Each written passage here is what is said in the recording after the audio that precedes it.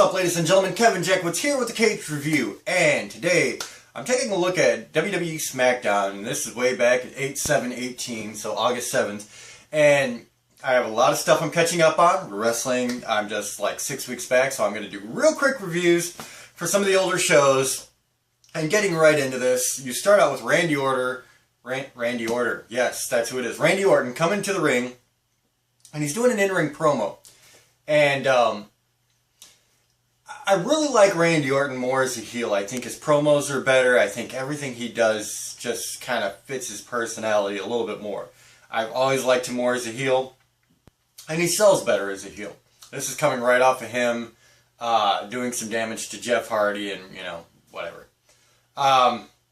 Backstage, you get a Becky Lynch, Charlotte Flair bit. Nothing really grandiose about this at all. Carmella on commentary for Lynch and Flair. And this is against Billie Kay and Peyton Royce, who I find absolutely annoying. Not much to like about these two. Their in-ring skill is very, very limited, and their promos are horrible. And so they start out with this horrible promo. Thankfully, Lynch and Flair go over, and it was really pointless all the way through. Renee interviews the New Day backstage, and then you get the Miz Titantron promo talking about him going up against Daniel Bryan and, you know, Daniel Bryan being a coward and, you know, all this stuff. Not anything spectacular. I like the Miz on promos, but, you know, sometimes it wears thin. Then you get a backstage Becky Lynch, Charlotte Flair promo. Again, nothing that grabs your attention. AJ Styles does an in-ring promo. As you can see, there is a lot of promos here, and a lot of lack of work. That's never a good show for me. When you have a half hour of people nothing but talking, you lose interest. But AJ Styles, you know, he's starting this feud with Samoa Joe, and really good, honestly, really, really good. I do like the feud. Then you get backstage, Lana Rusev, Aiden English bit. They've been fractured for a while. There's been a lot of tension. Aiden English trying to help out and failing miserably. And it looks like they're building the separation there. Then you get Zelina Vega with Andrade versus Lana with Rusev. Aiden English does wind up coming out to the ring.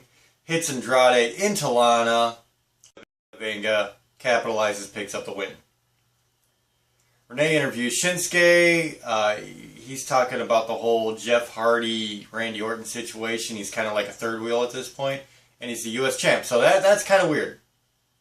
Or this might be actually just before he won the U.S. championship. But either way, kind of weird.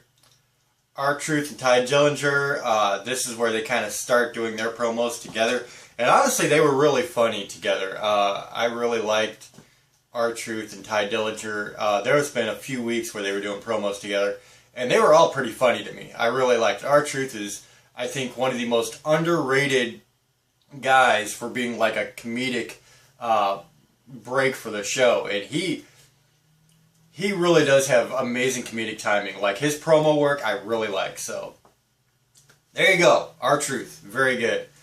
The Miz with another Titantron promo. And you have Daniel Bryan in the ring.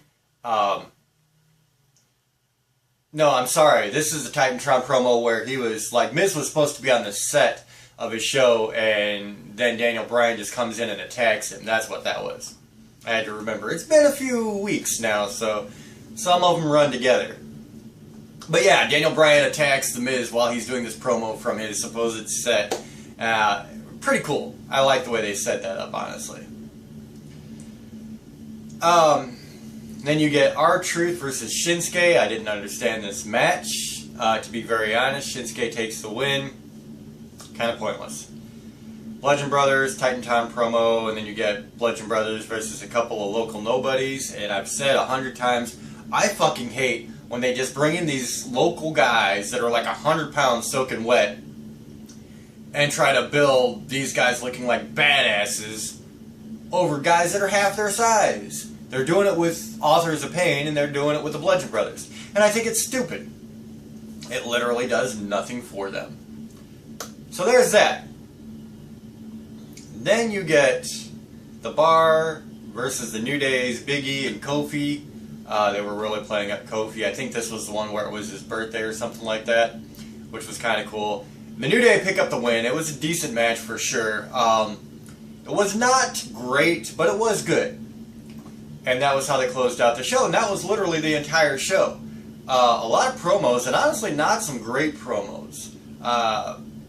Billy Kay and Peyton Royce, horrible. Bludgeon Brothers promos are very stale to me at this point. I did like the Daniel Bryan Miz bit. That was pretty cool. Knowing what I know now about Lana Rusev and Aiden English, I don't really see the point to that promo at all. So this show, I mean, Raw was probably a 1 out of 10, and this was probably a 2 out of 10. They have not hit the mark with anything lately. And going up into SummerSlam, the show and the show prior to that were just not good at all. So that's SmackDown for August 7th, 2018. I wanted, like I said, get these knocked out, so I'm trying to keep them shorter. I'm just kind of listing what happened and, some thoughts about how I feel about how people did. But there was nothing that really stood out in this. I think the highlights were the last match and probably the Daniel Bryan Miz segment, to be very honest. So that's where it's at. Ladies and gentlemen, let me know what you think in the comments. If you enjoyed the review, hit the like button, subscribe, and share. My name is Kevin Jackless. Kaged Nation out.